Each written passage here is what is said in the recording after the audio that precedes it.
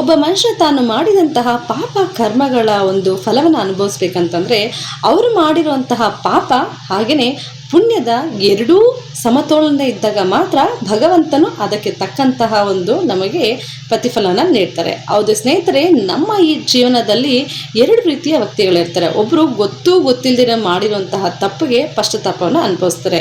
ಇನ್ನು ಕೆಲವರು ತಾವು ಮಾಡ್ತಿರೋದು ತಪ್ಪು ಅಂತ ಗೊತ್ತಿದ್ರು ಒಳ್ಳೆಯವ್ರಿಗೂ ಕೂಡ ಅವರು ಕೆಟ್ಟದನ್ನು ಬಯಸ್ತಾರೆ. ಆದರೆ ನಮ್ಮ ಜೀವನದಲ್ಲಿ ಕಟ್ಟಕಡೆಯದಾಗಿ ನಮಗೆ ಫಲವನ್ನು ನೀಡುವುದಂದರೆ ಭಗವಂತನಷ್ಟೇ. ಆದ್ದರಿಂದ ನಮ್ಮ ಪ್ರತಿಯೊಂದು ಭಕ್ತಿ ಶ್ರದ್ಧೆ ಹಾಗೆ ನಡೆ ನುಡಿ ಎಲ್ಲ ಕೂಡ ನಾವು ಭಗವಂತನ ಮೇಲೆ ಇಟ್ಕೋಬೇಕು. ಹಾಗಾಗ್ಲೇ ಯಾವುದೇ ಒಂದು ವ್ಯಕ್ತಿ ಕೂಡ ನಮಗೆ ಕೆಟ್ಟದನ್ನು ಬಯಸ್ಬೇಕಂದ್ರೆ ಅಥವಾ ಅವರು ಮಾಡುವಂಥ ಪಾಪಕೃತ್ಯಗಳಿಗೆ ನಾವು ಸರ್ವನಾಶ ಆಗಬೇಕಂತ ಅಂದ್ಕೊಂಡಿದ್ರೆ ಅದು ಖಂಡಿತವಾಗ್ಲೂ ಸಾಧ್ಯ ಆಗೋದಿಲ್ಲ.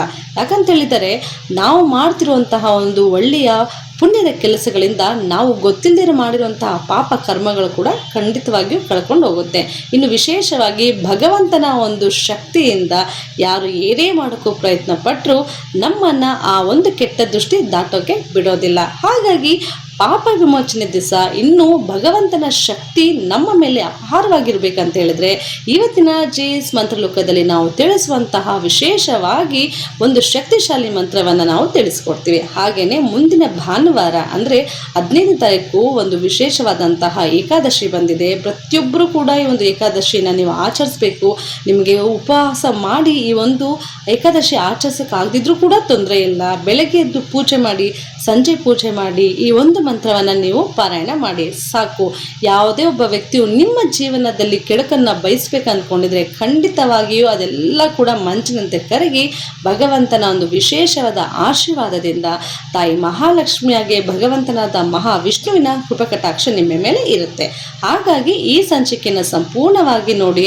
ಹಾಗೆ ನಿಮ್ಮ ಪ್ರತಿಯೊಬ್ಬ ಸ್ನೇಹಿತರು ಕೂಡ ನೀವು ಈ ಒಂದು ಸಂಚಿಕೆಯನ್ನು ಶೇರ್ ಮಾಡಿಕೊಳ್ಳಿ. ಈ ವರ್ಷ ಪಾಪಮೋಚನ ಏಕಾದಶಿಯು ಚೈತ್ರ ಮಾಸದ ಕೃಷ್ಣ ಪಕ್ಷದ ಏಕಾದಶಿ ತಿಥಿ ಮಾರ್ಚ್ 14 ಬೆಳಗ್ಗೆ 8:10 ಪ್ರಾರಂಭವಾಗಿ ಮಾರ್ಚ್ 15 ಬೆಳಗ್ಗೆ 9:16 ಕೊನೆಗೊಳ್ಳುತ್ತೆ. ಯಾರೆಲ್ಲ ಉಪವಾಸ ಮಾಡ್ತೀರೋ ಅಂಥವರು ಮಾರ್ಚ್ 16 ದ್ವಾದಶಿ ತಿಥಿಯಂದು ಉಪವಾಸವನ್ನು ನೀವು ಕೈ ಬಿಡ್ಕೋಬೋದು. ಹಾಗೆಯೇ ಪಾಪ ಮೋಚನೆ ಏಕಾದಶಿ ವಿಶೇಷ ಏನಂತ ಹೇಳಿದ್ರೆ ಪಾಪ ಮತ್ತು ಮೋಚನೆ ಅಂದರೆ ಪಾಪಗಳಿಂದ ನಾವು ಮುಕ್ತಿಯನ್ನು ಹೊಂದ್ಕೊಳ್ಳೋದು. ಈ ಏಕಾದಶಿಯು ಕೇವಲ ಉಪವಾಸ ಅಲ್ಲದೇನೆ ನಿಮ್ಮ ತನು ಮನ ಧನವನ್ನು ಭಗವಂತನಿಗೆ ನೀವು ಸಮರ್ಪಣೆ ಮಾಡಿದರೆ ಖಂಡಿತವಾಗಿಯೂ ದೇವರ ಕೃಪಕಟಾಕ್ಷ ನಿಮ್ಮ ಮೇಲೆ ಇರುತ್ತೆ. ಹಾಗೆಯೇ ವಿಷ್ಣು ಮತ್ತು ಲಕ್ಷ್ಮೀ ದೇವಿಯ ಕೃಪೆಯಿಂದ ನಿಮ್ಮ ಮನೆಯಲ್ಲಿ ಸಂತೋಷ, ಸಮೃದ್ಧಿ, ಶಾಂತಿ ಕೂಡ ಸದಾ ನೆಲೆಸಿರುತ್ತದೆ.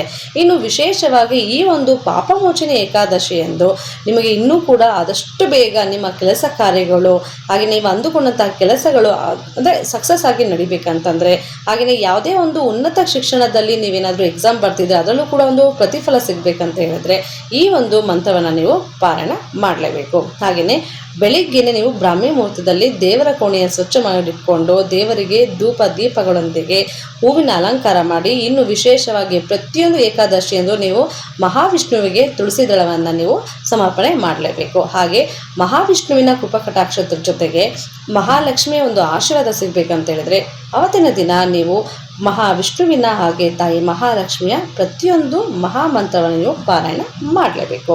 ಇನ್ನು ವಿಶೇಷವಾಗಿ ಯಾರೆಲ್ಲ ಕೂಡ ನೀವು ಮಾಡದೇ ಇರುವಂತಹ ತಪ್ಪಿಗೆ ಯಾರೆಲ್ಲ ಕಷ್ಟಪಡ್ತಿದ್ದೀರೋ ಅಂಥವರು ಕೂಡ ನೀವೇನು ಯೋಚನೆ ಮಾಡಬೇಡಿ.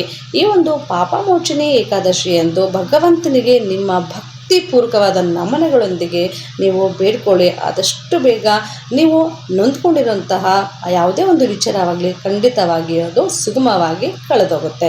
ಇನ್ನು ಯಾರೆಲ್ಲ ಕೂಡ ನಿಮ್ಮ ಜೀವನದಲ್ಲಿ ನೀವು ಅಂದ್ಕೊಂಡಿರ್ತೀರ ನಾನು ಇಂಥ ವ್ಯಕ್ತಿಗೆ ನಾನು ಯಾವುದೋ ರೀತಿಯಾಗಿ ತೊಂದರೆ ಕೊಡಬಾರ್ದಿತ್ತು ಆದರೆ ಅಚಾನಕ್ಕಾಗಿ ನಾನು ಮಾಡಿಬಿಟ್ಟೆ ಅಂತ ನಿಮಗೇನಾದರೂ ಒಂದು ಪಾಪದ ಒಂದು ಏನಾದರೂ ಒಂದು ತೊಂದರೆ ಇದೆಯಾ ಅಥವಾ ನಿಮ್ಮ ಮನಸ್ಸಿಗೆ ಅಳುಕಿದ್ರೆ ನೀವು ಕೂಡ ಭಗವಂತನಿಗೆ ನಿಮ್ಮ ಒಂದು ಮಾಡಿರುವ ಅಥವಾ ಗೊತ್ತಿಲ್ಲದೆ ಮಾಡಿರುವ ತಪ್ಪಿಗೆ ಒಂದು ಪಾಪಕೃತ್ಯದ ಎಸಗಿದ್ರೆ ಕೂಡ ನೀವು ಭಗವಂತನಿಗೆ ಒಂದು ಕ್ಷಮೆ ಕೋರ್ಕೊಂಡು ಮಾಡಿರುವ ತಪ್ಪಿಗಾಗಿ ನೀವು ಈಗಾಗಲೇ ಕಷ್ಟ ಅನುಭವಿಸ್ತಿದ್ರೂ ಕೂಡ ತೊಂದರೆ ಇಲ್ಲ.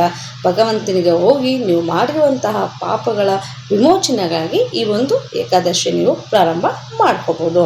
ಇನ್ನು ಪಾಪಮೋಚನೆ ಏಕಾದಶಿಯು ಸ್ವಯಂ ಶುದ್ಧೀಕರಣ ಮತ್ತು ಸ್ವಯಂ ಜಾಗೃತಿಯ ದೈವಿಕ ಹಬ್ಬ. ಯಾಕಂತ ಹೇಳಿದರೆ ನಾವು ಚೆನ್ನಾಗಿದ್ದರೆ ನಮ್ಮ ಸುತ್ತಮುತ್ತಲಿರುವಂತಹ ಜನಗಳಿಗೆ ನಾವು ಒಂದು ಪಾಸಿಟಿವ್ ವೈಬ್ಸ್ನ ಕೊಡ್ಬೋದು. ಹಾಗಾಗಿ ನಮ್ಮ ಒಂದು ಆಂತರಿಕ ಶುದ್ಧಿ ಕೂಡ ತುಂಬ ಬಹಳ ಮುಖ್ಯ. ಹಾಗೆಯೇ ಪಾಪ ವಿಮೋಚನೆ ಏಕಾದಶಿ ಕೂಡ ನಾರಾಯಣಿಗಾಗಿ ನಾವು ಸಮರ್ಪಣೆ ಮಾಡ್ತೀವಿ. ಹಾಗಾಗಿ ಪಾಪ ವಿಮೋಚನೆ ಏಕಾದಶಿ ದಿನ ಈ ಎಲ್ಲ ಮಂತ್ರವನ್ನು ಪಾರಾಯಣ ಮಾಡಿ. ಮೊದಲಿಗೆ ಮೂಲ ಮಂತ್ರ ಹೀಗಿದೆ: ಓಂ ನಮೋ ಭಗವತೆ ವಾಸುದೇವಾಯ. ಈ ಮಂತ್ರವನ್ನು ಪಾರಾಯಣ ಮಾಡಿ. ವಿಷ್ಣು ಗಾಯತ್ರಿ ಮಂತ್ರ: ಓಂ ನಾರಾಯಣಾಯ ವಿದ್ಮಹೆ ವಾಸುದೇವಾಯ ಧೀಮಹಿ ತನ್ನೋ ವಿಷ್ಣು ಪ್ರಚೋದಯಾತ್. ಹಾಗೆ ಪಾಪ ಪರಿಹಾರ ಮಂತ್ರ ಈ ರೀತಿ ಇದೆ: ಓಂ ವಿಷ್ಣವೇ ನಮಃ. ಇನ್ನು ನಾರಾಯಣರ ಸಂಕೀರ್ತನ ಮಂತ್ರ ಈ ರೀತಿಯಾಗಿದೆ: ಶ್ರೀಮನ್ ನಾರಾಯಣ ನಾರಾಯಣ ಹರಿ ಹರಿ. ಈ ಎಲ್ಲ ಮಂತ್ರವನ್ನು ನೀವು ಪಾರಾಯಣ ಮಾಡಬೇಕು. ಹಾಗೆಯೇ ಈಗ ಮಹಾಲಕ್ಷ್ಮಿಯ ಕೃಪಕಟಾಕ್ಷ ನಮಗೆ ಬೇಕಾದರೆ ಮಹಾಲಕ್ಷ್ಮಿಯ ಒಂದು ಮಂತ್ರ ಈ ರೀತಿಯಾಗಿದೆ: ಓಂ ನಮೋ ಶ್ರೀ ಮಹಾಲಕ್ಷ್ಮೇ ನಮಃ.